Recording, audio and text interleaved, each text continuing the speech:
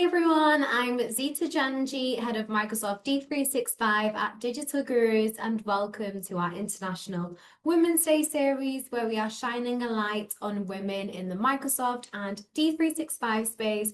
And today I am very excited to be joined by Rita Patel. Rita, can you please introduce yourself? Hi, yes, I'm Rita Patel. Been in the Microsoft arena for a very long time. Started in the 90s or late 90s. When I first started, I thought I wanted to go into the finance field, but actually very quickly moved across into a support role and started on the Navision desk. Um, there was very little women in the tech industry at the time, so it was navigating my way through working in a very male-dominated environment, which I found exciting and quite challenging as well at the same time.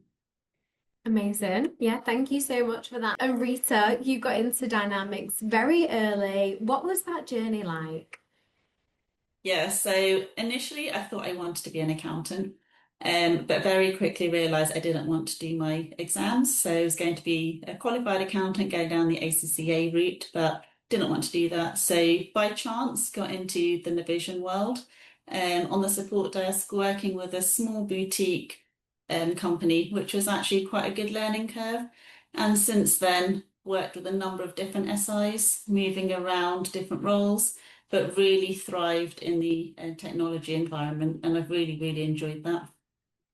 Amazing. And obviously, your career has been dedicated to Dynamics, which is just incredible. How did you transition from those early days into those leadership roles?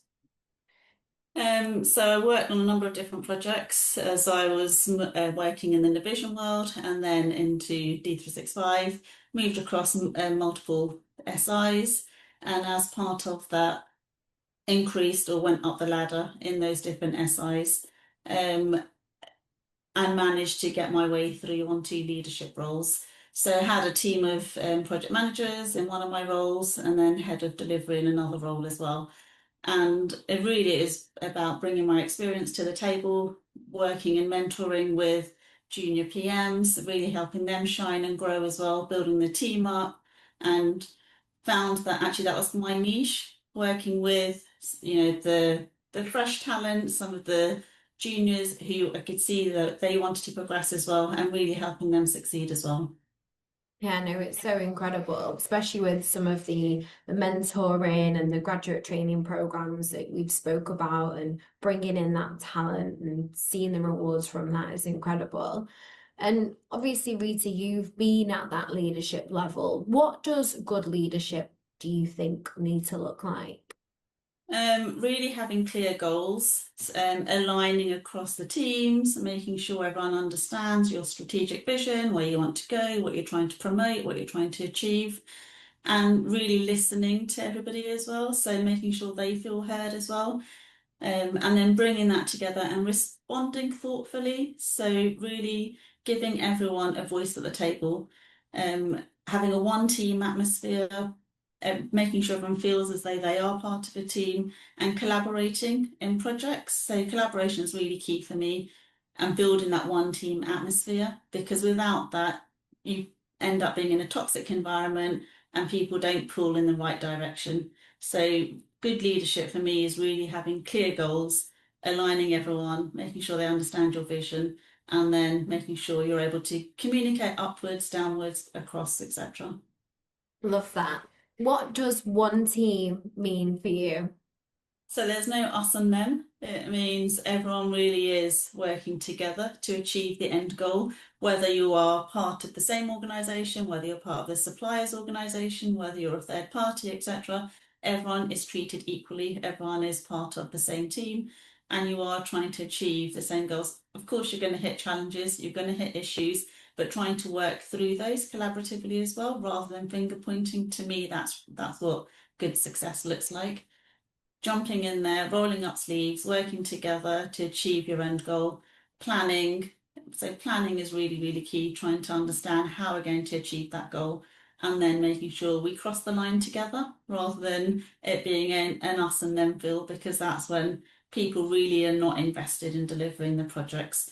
And it's a really stressful environment anyway. So feeling as though you are part of that team, being able to have a voice, being able to move things forward. And yeah, not everybody gets it right. There are going to be times when, you hit an issue, someone might do something wrong, but there's no finger pointing and making sure that mistakes are made. We're all humans at the end of the day. So being able to then pick that up and then move forward with it, that's what's really key for me.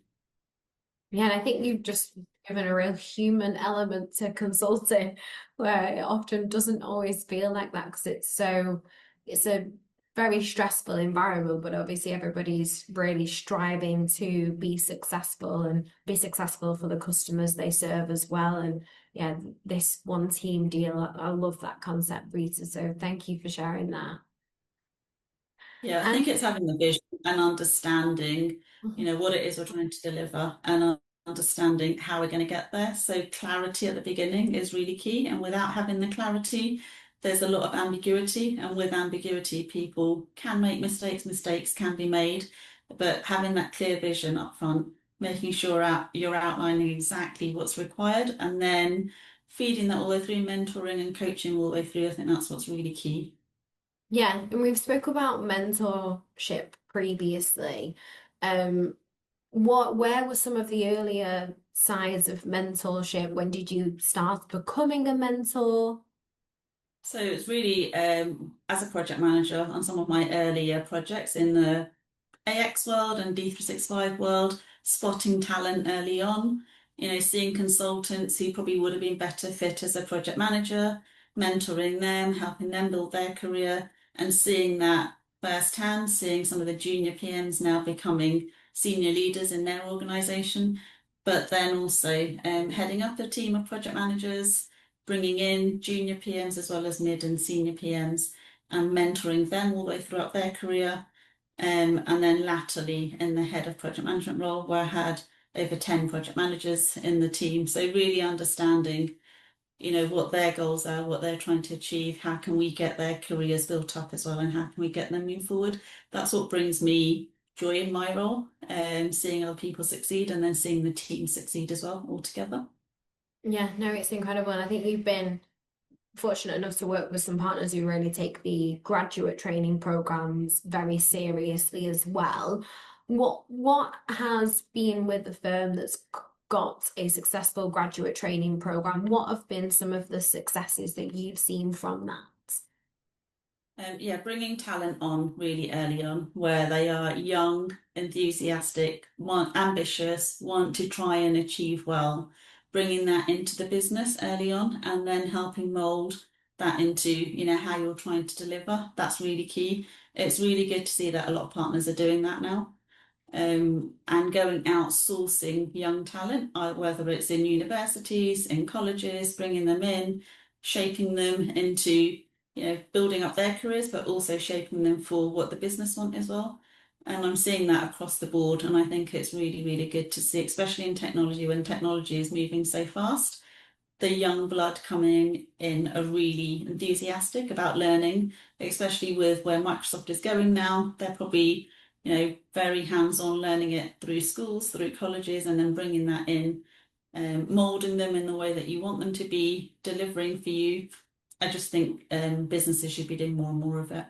Yeah, no, completely. And you also spoke about some that potentially went down that consulting route, but it wasn't for them. What did you do to support them through those changes? Yeah, I saw a couple of people that came in where they thought they wanted to be consultants because I think the branding of consulting um, inspired them to come into the technology world. But actually, what they're really good at is organising, delivering, managing other people, making sure we hit timelines, deliverables. So taking them out of the consulting hat or field and moving them across to project managers, saving a couple of people who thought they wanted to leave the consulting world altogether, by actually spending some time, dedicated time with them, working with them with what good project management looks like, and then helping them succeed. So I've seen one or two who've really succeeded in that arena. As I said, right up to either head of delivery now or a senior project manager role. So it's nice to see that people have more recognised talent, being able to help them progress in their career, but also building those allies within technology altogether. So just really building up other, really it's women in that key leadership role, building allies, building strong relationships, and then working with them. Because I think now that so I'm self-employed now, being self-employed, building up those relationships is really key. Yeah, no, definitely. And obviously you were still very successful, but you obviously managed to secure a seat on the board, which is what a lot of women do aspire for, because let's face it, there are minimal women on boards. How did you navigate some of those challenges that came with that seat on the board? I think in that leadership role, you shift from being in the detail to really handling detail at directional level. So understanding, right, how am I going to handle this detail that I understand and move it into the right direction or make some strategic decisions. Laying out your strategic foundation and executing that is really key. And having a voice, so really being able to articulate some of the challenges that you've either got from a project landscape, from a delivery landscape, or from your team internally, or understanding what the customer's challenges are, being able to bring that back to those board meetings and understand how we're going to try and help either collaborate with customers, trying to allow them to achieve their goals, and then go back and turn that into actionable deliverables within the team. So I think it's building up the trust with the team, being able to take that, discuss that at top level on the board, and then being able to deliver the message and deliver the actionable deliverables with customers as well. That's what's been really key for me. So it's been nice having the wide variety of roles in my career and being able to now step back and see, right, what do I want to do next?